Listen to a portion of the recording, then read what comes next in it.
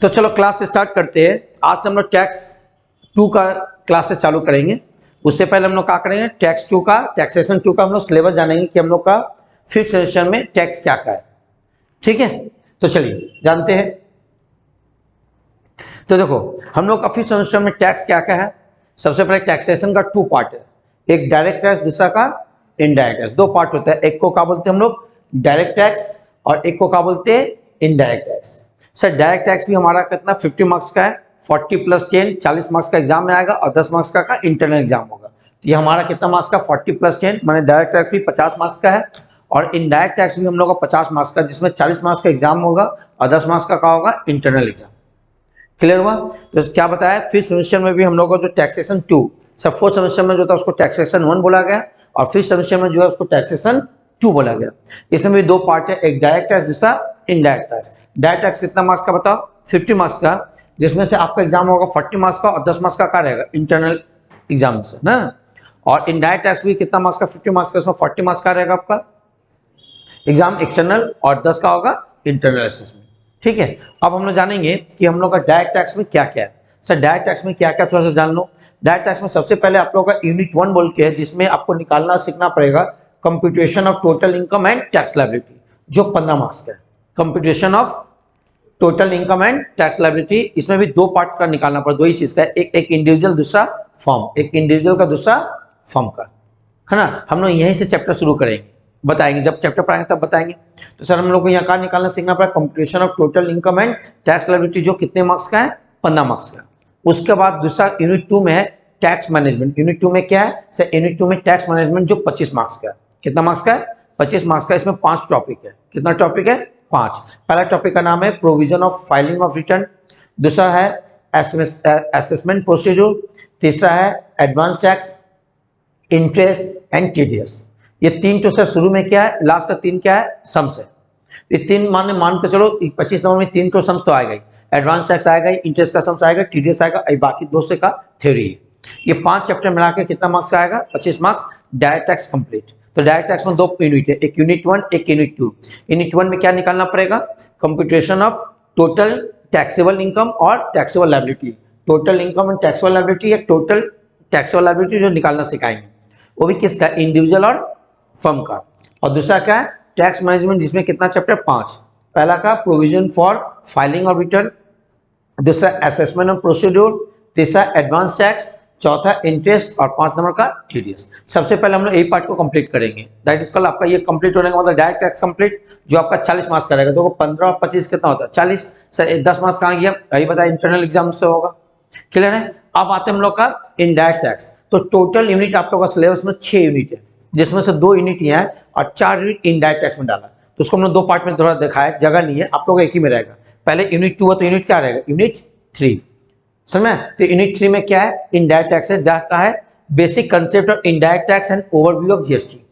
क्या है हेडिंग का नाम, basic concept of indirect tax and overview of GST. Sir इसमें क्या क्या रहेगा, सबसे पहले रहेगा basic knowledge of tax, tax का कुछ नॉलेज, यहाँ से क्वेश्चन आता है डायरेक्ट टैक्स और इनडायरेक्ट टैक्स में क्या डिफरेंसेस है। दूसरा रहेगा बेसिक नॉलेज ऑफ जीएसटी और तीसरा क्या रहेगा टाइप ऑफ जीएसटी। ये कितना मार्क्स का रहेगा 5 मार्क्स का। ये पूरा थ्योरी पार्ट है, यहाँ से उठा के कोई ना कोई क्वेश्चन देगा। आइए टाइप ऑफ जीएसटी में आपसे पूछेगा आईजीएसटी कौन है, सीजीएसटी कौन है, एजीएसटी कौन है, छोटा मोटा इजी क्वेश्चन रहेगा, ये हम लोग को पढ़ाएंगे। ओके, ये हो गया यूनिट 3 कंप्लीट।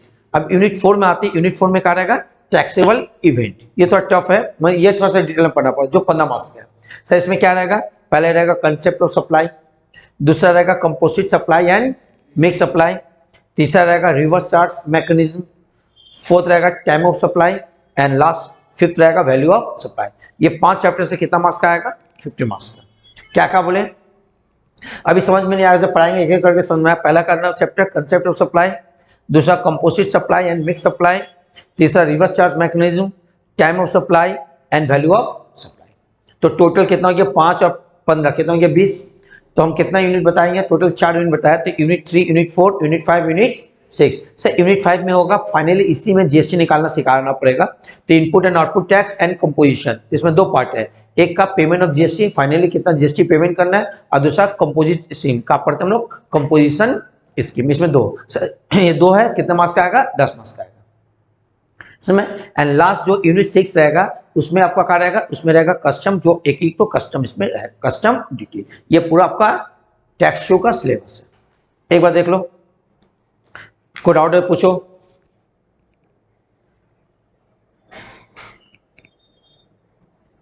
एक बार अच्छा से रीड करो फिर बताया गया, और किसी को कुछ डाउट है तो पूछ सकते हो।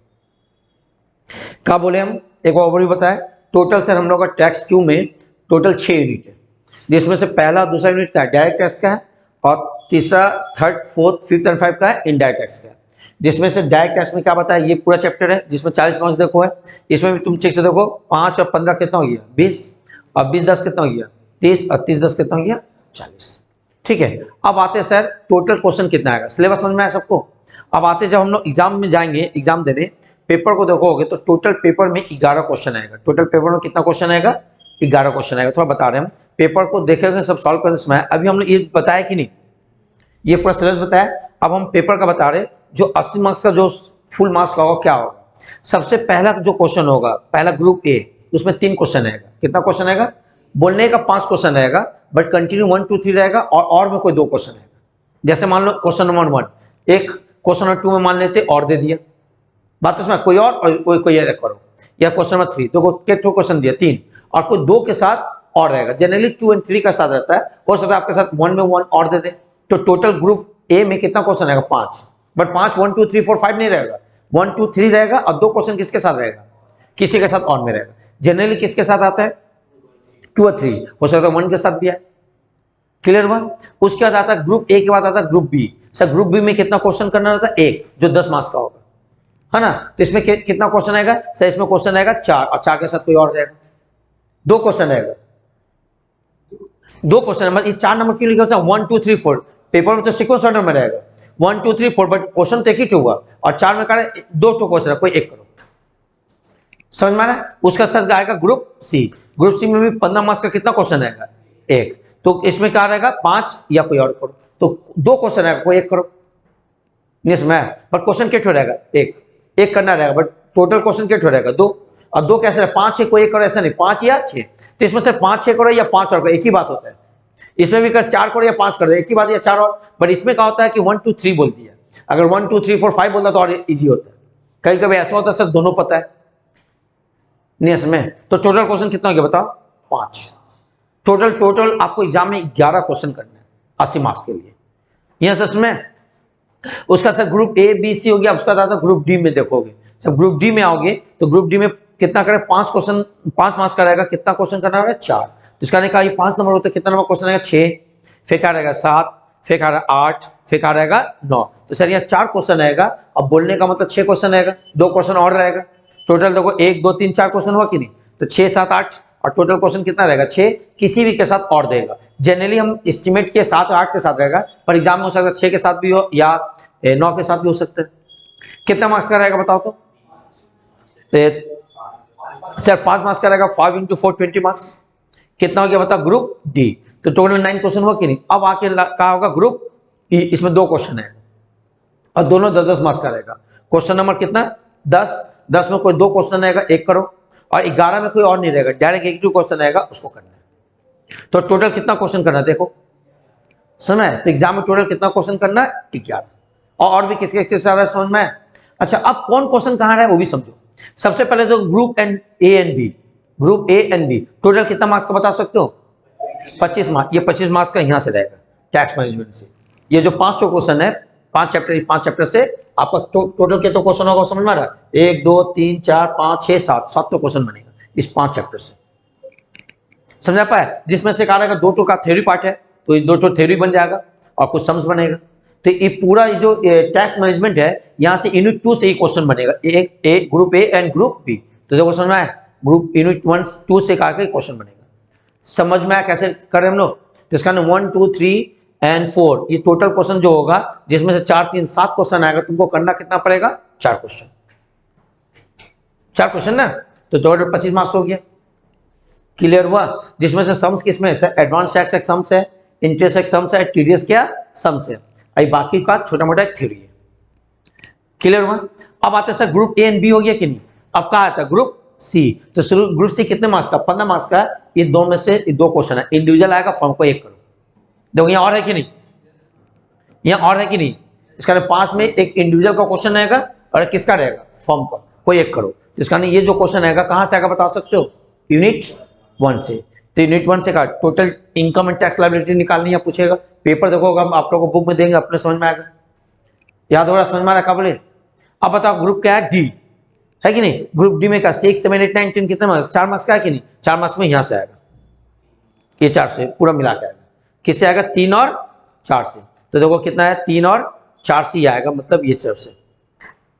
सर K2 क्वेश्चन आएगा 4, 6, 6 क्वेश्चन आएगा, ये 6 में से आएगा, जिसमें से sir 1 question composite supply, mix supply से देता ही है, कंसेप्ट सप्लाई से देगा, और यहाँ टाइम सप्लाई, वैल्यू सप्लाई से देगा। मतलब ये बहुत इंपॉर्टेंट है ये पार्ट। यहाँ से सर 1 या 2 क्वेश्चन बने, एक ही क्वेश्चन बनने का चांस है, पर मैक्सिमम क्वेश्चन दोगे। यहाँ कितना क्वेश्चन? 6 है ना, 5 क्वेश्चन यहाँ से बन जाएगा और 1 क्वेश्चन यहाँ से बनेगा। समझ में आए? अच्छा अब यहाँ देखो K2 चैप्टर है 2, तो एक तो पेमेंट ऑफ जीएसटी, एक तो कंपोजिट स्कीम से 2 सम्स रहेगा जो यहाँ रहेगा। कितना मार्क्स का रहेगा बताओ? 10 मार्क्स का। ये कहां से रहेगा बताओ? यूनिट 5 नियास में। एंड लास्ट का बचा कस्टम ड्यूटी, इसमें कोई ऑप्शन नहीं, एक ही सम्स है, एक ही टाइप का सम्स है। आपको यहां से एक कस्टम का सम्स आएगा जो आपका क्या रहेगा? यूनिट 6 में कंप्लीट ये सम्स है। समझा पाए कहां से कहां सम्स रहेगा? तो टोटल आपको 11 सम्स करना है। कहां से क्या रहेगा? क्लियर है? एक बार देख लो, कोई क्वेश्चन है तो पूछो, कोई डाउट? पहले सिलेबस बता दे, फिर धीरे धीरे सब चैप्टर पढ़ेंगे हम लोग।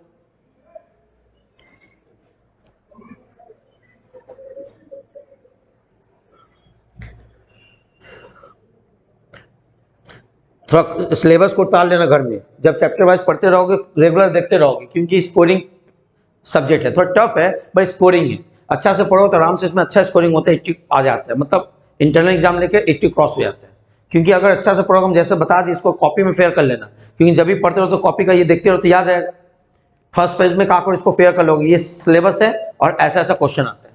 तो हम जब चैप्टर वाइज पढ़ाते रहेंगे तभी बोलते रहेंगे कि ये इतना मार्क्स का आता है, इस नंबर में आता है। जैसे हम लोग पहला चैप्टर चालू क्या करेंगे? ये 15 नंबर लेके, तो कहाँ आता है बता सकते हो?